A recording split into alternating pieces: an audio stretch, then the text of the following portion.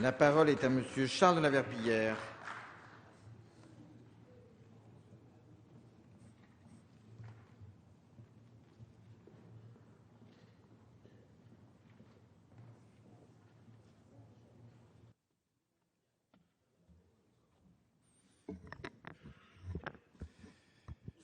Monsieur le Président, Madame le Ministre, Monsieur le Président de la Commission des lois, Monsieur le rapporteur, mes chers collègues, la Déclaration des droits de l'homme et du citoyen et la Constitution ont consacré deux droits fondamentaux.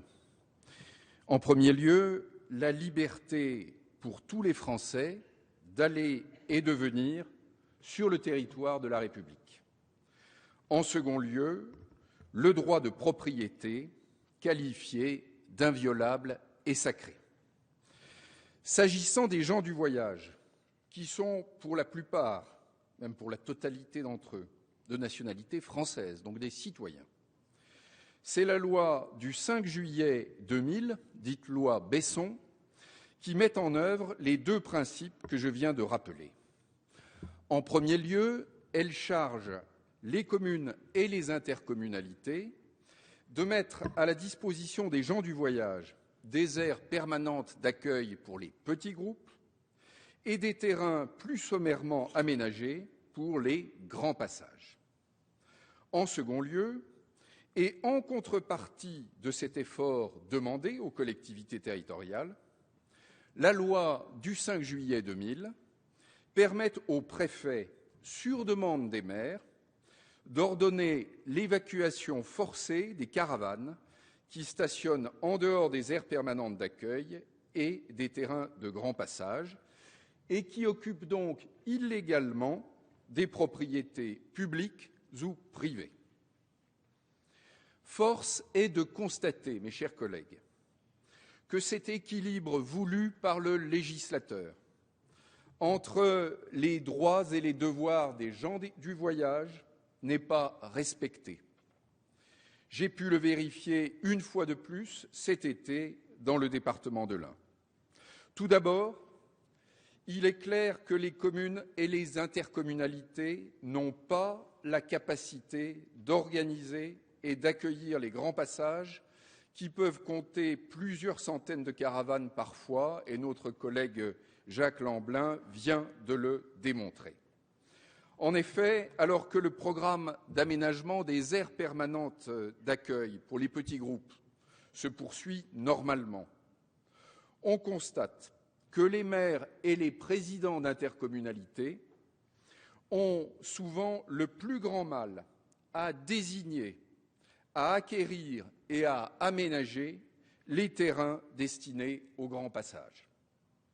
Avec mes collègues Didier Quentin et Jacques Lamblin, nous demandons par conséquent que ce soit l'État qui se charge des grands passages. C'est l'État qui a l'autorité et les moyens d'agir, c'est l'État qui a une vue d'ensemble du problème à l'échelle de tout le territoire, c'est donc à lui d'en prendre la responsabilité complète. Le transfert des grands passages à l'État est ainsi la principale mesure de la proposition de loi que nous vous présentons, mes collègues et moi-même. En second lieu, nous vous proposons de simplifier, pour la rendre plus efficace, plus opérationnelle, la procédure d'évacuation forcée. Dans la rédaction actuelle de la loi du 5 juillet 2000, l'évacuation forcée ne peut être ordonnée par le préfet que si 3 conditions cumulatives sont remplies.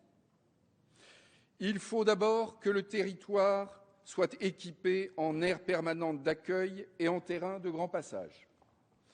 Il faut ensuite que les caravanes stationnent en dehors de ces emplacements, sur des terrains publics ou privés, sans l'accord des propriétaires.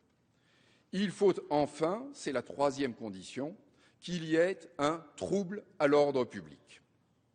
Pour nous, cette 3e condition, très difficile à démontrer, est de trop.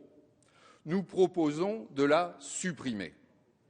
Nous pensons que le stationnement illégal est en lui-même, parce qu'il y a violation de la loi, un trouble à l'ordre public, qui suffit à justifier l'évacuation forcée. Contrairement à ce que vous avez dit, Madame le ministre, cette disposition que nous proposons est conforme à la Constitution. D'abord, je vous rappelle que les préfets ne sont jamais tenus d'ordonner l'évacuation forcée, même lorsque les conditions légales sont remplies. Il y a un pouvoir d'appréciation du préfet. Il n'y a pas, excusez-moi d'employer un terme de technique juridique, il n'y a pas de compétences liées. Et puis, surtout, lorsque le préfet ordonne l'évacuation forcée, il y a toujours, Madame le ministre, la possibilité d'un recours devant le tribunal administratif et le juge, même si nous supprimons dans le texte la condition tenant à l'atteinte à l'ordre public, le juge pourra et devra d'ailleurs exercer ce qu'on appelle, comme toujours en matière de police, un contrôle de proportionnalité. Donc l'évacuation forcée restera placée sous le contrôle d'un juge et celui-ci pourra l'annuler s'il l'estime nécessaire.